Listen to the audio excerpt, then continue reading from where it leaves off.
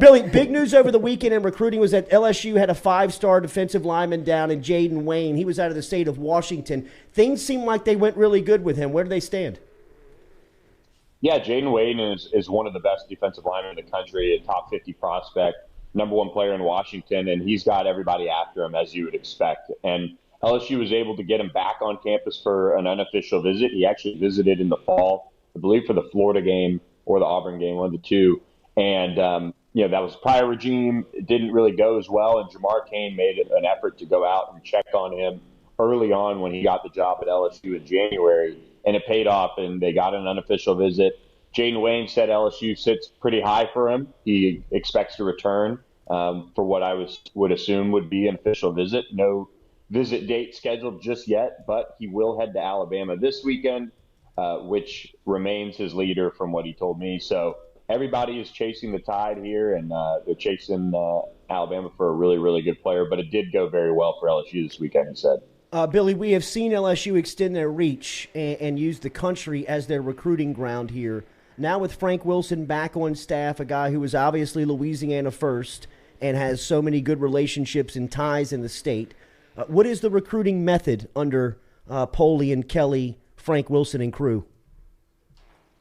Yeah, I would say right now it's an open door policy for Louisiana prospects to come through and check out LSU. And so we've seen a lot of guys like Derek Williams, Jaden Osbury, Shelton Sampson, Caleb Jackson. You've seen a whole host of Louisiana guys come through for visits. And then on the flip side of it, they brought in some really, really good talent out of state. Jamar Cain is recruiting nationally. It seems like Brian Polian has some connects across the country. Brad Davis is going national in this class for offensive linemen after signing two from Louisiana in 2022. They also, do have some in-state talent on the offensive line that Frank Wilson's kind of heading up recruiting. Tyree Adams is a big prospect out of New Orleans. Caden Jones is a promising prospect. They've got some others that they're looking at as well.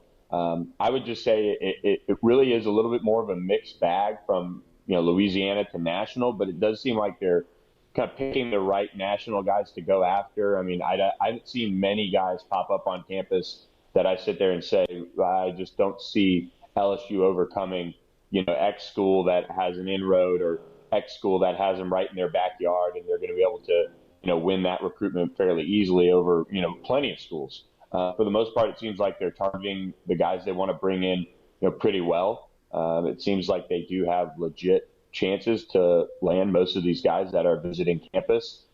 And it's setting up for a summer that, we could see a lot of these guys make return official visits, and they're continuing to offer guys. We've seen the safety position send out some offers. Jacoby Johnson out of Oklahoma.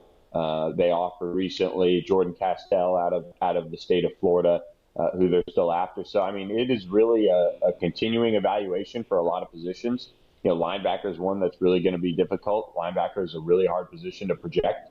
And, a lot of these prospects are playing like an in-the-box safety role, which is really appealing, and they're not ready to make that jump into linebacker, so it makes it harder to evaluate. But overall, I would just say it's a Louisiana with certainly some national flavor.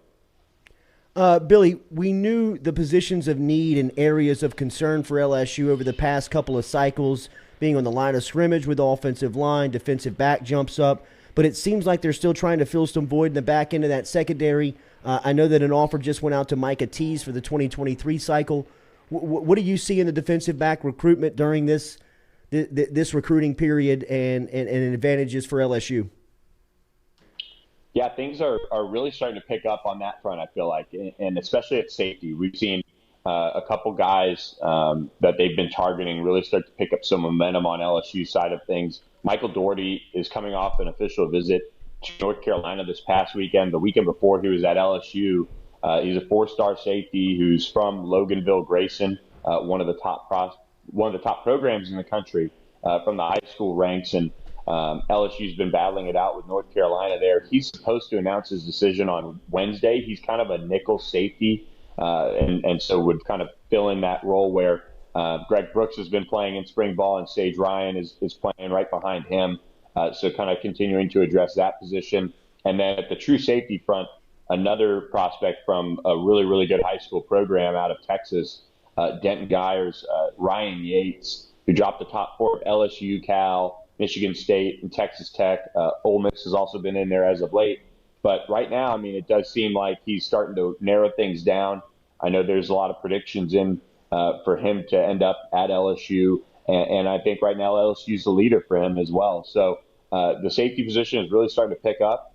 Cornerback is a group that Robert Steeples is really going national for the most part from what we've seen. There's still in-state guys like Curly Reed, who's on the board. But Jeremiah Hughes out of Las Vegas was on campus recently. He's a guy that LSU is really, really high on. You mentioned Micah Tease. They just offered him, and he wants to visit over the summer.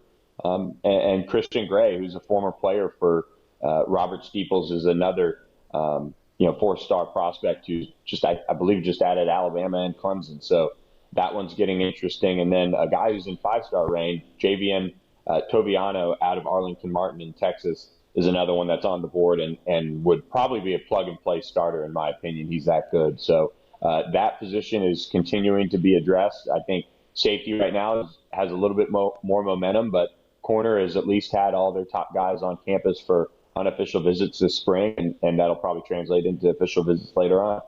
Bill, speaking of defensive back, they just had a transfer target on campus in DB Seven Banks out of Ohio State. I saw a couple of Georgia offensive linemen land in the transfer portal over the last 24 hours. Where do they stand on some of these big, high-end named transfers that obviously have interest in what's going on in Baton Rouge? Yeah, Seven Banks out of Ohio State is probably somebody that I would say as of now things are all name team for sure, and is looking like somebody is looking like someone that could very well end up at LSU. He's a super senior. He's got that 1 year. He wants to go somewhere with a big stage before his 2023 NFL draft. He battled some injuries this fall, opted to go ahead and return to the college game, but had to transfer to do so. So he's doing that. He visited, and kind of all signs are right now pointing towards LSU ending up at Seven Banks. Now, the thing with the Georgia offensive linemen, since they entered when they did, they can't transfer to an SEC school without graduating and playing right away. So I would say those guys right now, unless they were willing to take somebody that has a year to sit and not contribute, odds are they're not going to pursue either one of those guys there. Billy, at the halfway mark in spring football right now on the Ponderosa, it seems like one of the big storylines is on the offensive line with a true freshman. What is standing out on the practice field, first one under Brian Kelly here in the spring? Yeah, Will Campbell is plugged in at that left tackle spot, and even I noticed when we were out there on Saturday, he was staying in there with the second team to continue to get reps. And they pulled him out a little bit after that, but still those extra reps, those extra opportunities to get that experience against college players. But he stands out physically. I mean, I saw him as a high school recruit, and even now, I mean, you could tell he's been preparing and looks the part of somebody that can play right away on an offensive line in the SEC. So he's been terrific from what Brian Kelly said. He was really impressed with his maturity, which is why they opted to go ahead and put him in at left tackle and leave him there and let him grow, because he can bounce back from bad plays very well. That started up a competition with Marcus Dumerville and Cam Wire at right tackle. Figuring out that interior is probably a little bit more interesting because you don't have Marlon Martinez out there. You don't have Garrett Dellinger out there. Who knows if they add another transfer on the offensive line? Will that be an interior guy? You've got Miles Frazier playing inside. Tremont Shorts is in there. Xavier Hills had a really good spring. So you've got a lot of different options in there that are all battling it out. I think it'll be a good group when it comes together. Just from a talent perspective, I think it's upgraded in a big way. But the interesting thing will be is how does Will Campbell hold up in the SEC as a true freshman? It's going to be a process for him, regardless of how talented and how physically ready he is. When you step on that field as a true freshman in game one, it's going to be very interesting to watch. Billy, we heard from Jaden Daniels over the weekend for the first time. He also showed off a little bit of his athleticism in being able to get outside and extend the play with his feet on Saturday. What have you seen from the transfer quarterback, and kind of how do you like that competition at the midway point? Yeah, I think Jaden brings that ability to extend plays and make plays with his feet. Which, if the offensive line is still kind of coming together, you're gonna want some of that. And Miles Brennan has that ability to get the ball out quick, and he's got a stronger arm from what it seems to me. He's a little bit more accurate.